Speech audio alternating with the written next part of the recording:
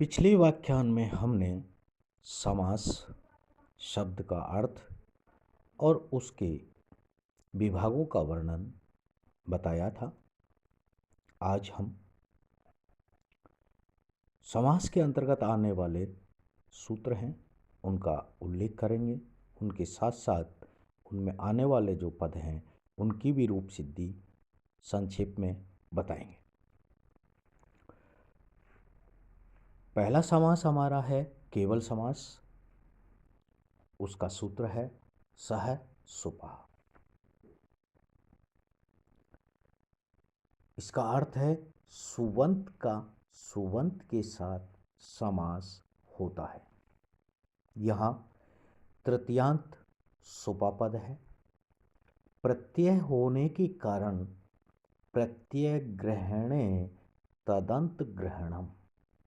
इस परिभाषा के बल से तदंत का ग्रहण होने पर समास हो जाने पर कृत तदित समासचय सूत्र से प्रातिपादिक संज्ञा हो जाती है।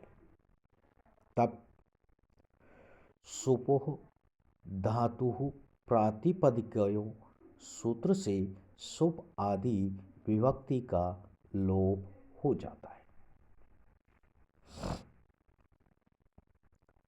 परार्थ के बोधन कराने को वृत्ति कहते हैं।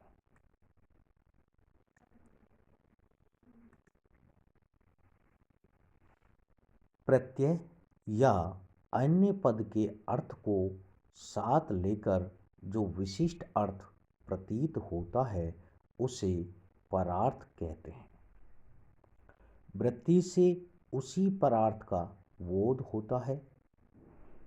कृत तद्धित समास एक शेष और सनाधंत धातु ये 5 वृत्तियां होती है। इनमें से कृत तद्धित एवं सनाधंत धातु में प्रत्यय के अर्थ सहित विशिष्ट अर्थ की प्रतीति होती है और समास व एक शेष में अन्य पद के अर्थ सहित विशिष्ट अर्थ की प्रतीति होती है। वृत्ति के अर्थ का बोध कराने वाले वाक्य को विग्रह कहते हैं। वह लौकिक विग्रह और अलौकिक विग्रह भेद से 2 प्रकार का होता है। लोक में जिसका प्रयोग होता है उसे लौकिक विग्रह कहते हैं। जैसे उदाहरण के लिए भूतपूर्वः समस्त पद का लौकिक विग्रह है। यह जो समस्त पद है उसका लौकिक विग्रह है पूर्वः भूत है, पहले हुआ। इस वाक्य का लोक में प्रयोग किया जा सकता है। और अलौकिक विग्रह का अर्थ है कि ऐसा विग्रह जिसका लोक में प्रयोग नहीं किया जाता, केवल व्याकरण में जिसका प्रयोग करते हैं। जैसे पूर्व, अम, भूत, सु। यह भूत पूर्व का अलौकिक विग्रह है।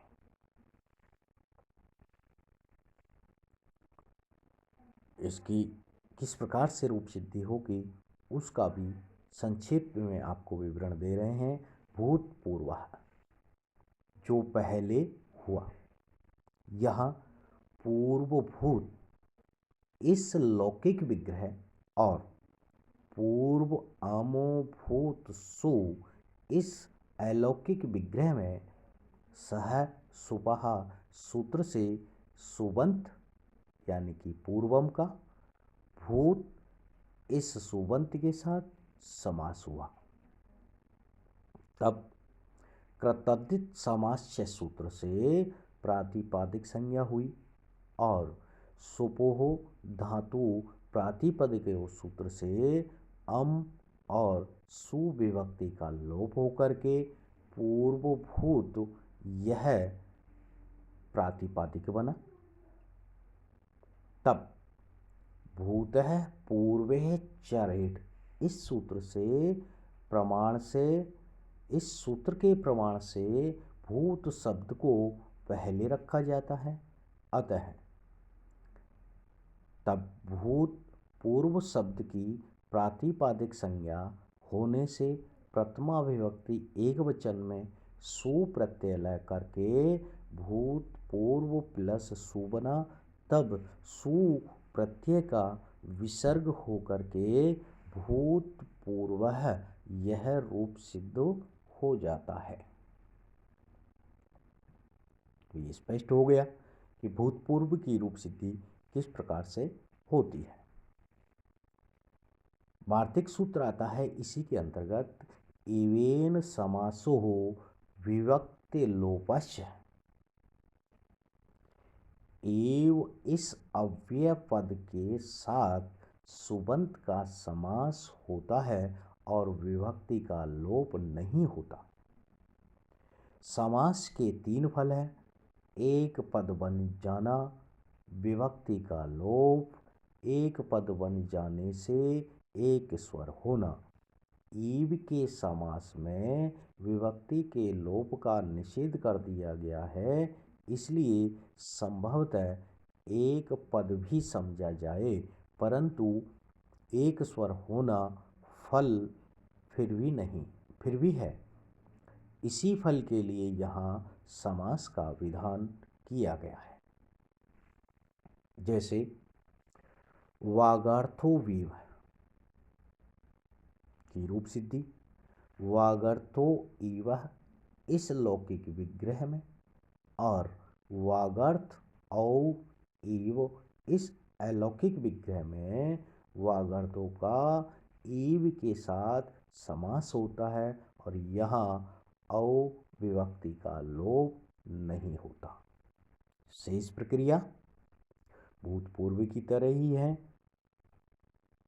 सूत्रों उसी के अनुकूल लगेंगे। तो इस प्रकार से इसकी वागर्थ विवह रूप सिद्ध होता है। केवल समास पूर्ण हो गया। अब हम अव्ययीभाव समास लेंगे और अव्ययीभाव समास का जो सूत्र है वह इस प्रकार से है, अव्ययम विभक्ति समीप समृद्धि वृद्ध्यार्थो अभाव अत्यय संप्रति ही शब्द प्रादुर्भाव पश्चाद यतः अनुपूर्व योग पद सादृश्य संप्रति साकल्यांत वचनेषु। थोड़ा बड़ा है, लेकिन इस सूत्र के अंतर्गत ही इन शब्दों का अर्थ निहित है। इसका अर्थ है कि अव्ययीभाव, विभक्ति, समीप, समृद्धि, समृद्धि का नाश, अभाव, नाश, अनुचित शब्द की अभिव्यक्ति, पश्चात, यथा, क्रमशः, एक साथ, समानता और संपत्ति, संपूर्णता और अंत तक। इन 16 अर्थों में वर्तमान अव्यय का सुबंत के साथ समास होता है।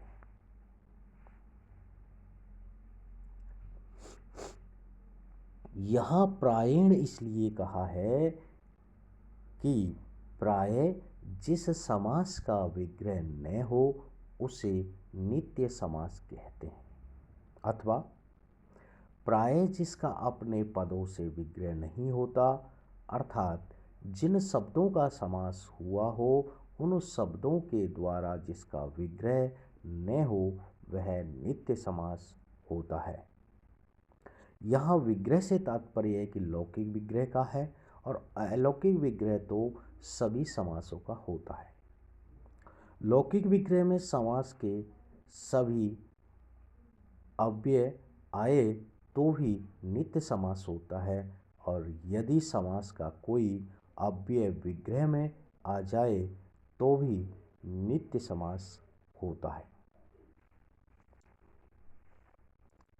जैसे उदाहरण के लिए यानी कि इसको उदाहरण के लिए बता है, इसकी रूप सिद्धि कैसे होगी। जैसे आदि हरि, यह समस्त पद है। अव्यय विभक्ति आदि जो सूत्र से यहाँ विभक्ति अर्थ में समास हुआ है, इसका लौकिक विग्रह है हरोह। यहाँ समास का अव्यय हरि शब्द विग्रह में आ गया है, पर अधि शब्द नहीं आया, इसलिए समास के अव्यय सभी पदों के विग्रह में न आने के कारण यह नित्य समास है। अधिहरि शब्द नित्य समास रूप में ही प्रयुक्त हो सकता है। अधि शब्द वाक्य में स्वतंत्र रूप से प्रयुक्त नहीं हो सकता।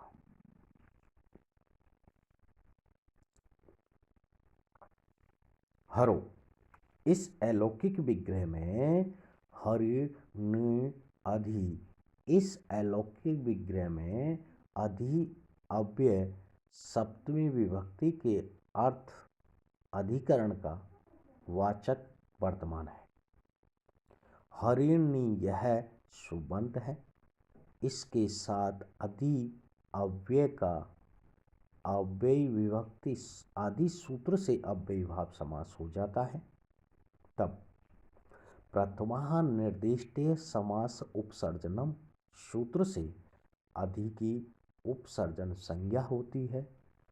उपसर्जन संज्ञा जब हो जाती है तो उपसर्जनम पूर्वम सूत्र से उपसर्जन संज्ञक पद का पूर्व निपात होकर के अर्थात पहले रखा जाता है, तब अधि प्लस हरि प्लस नि रूप बना।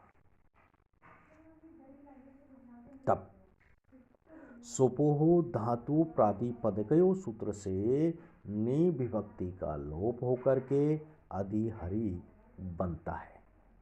तब कृत तद्धित समास्य सूत्र से प्रातिपदिक संज्ञा होकर के प्रथमा विभक्ति एक वचन में सु प्रत्यय लय करके अधि हरि बना प्लस सु बना। तब अव्ययी भावास्य सूत्र से अधि हरि समस्त पद की अव्ययी भाव संज्ञा। इसके बाद अव्ययाद सुपह सूत्र से सुप प्रत्यय का लोप होकर के अधि हरि रूप सिद्ध हो जाता है।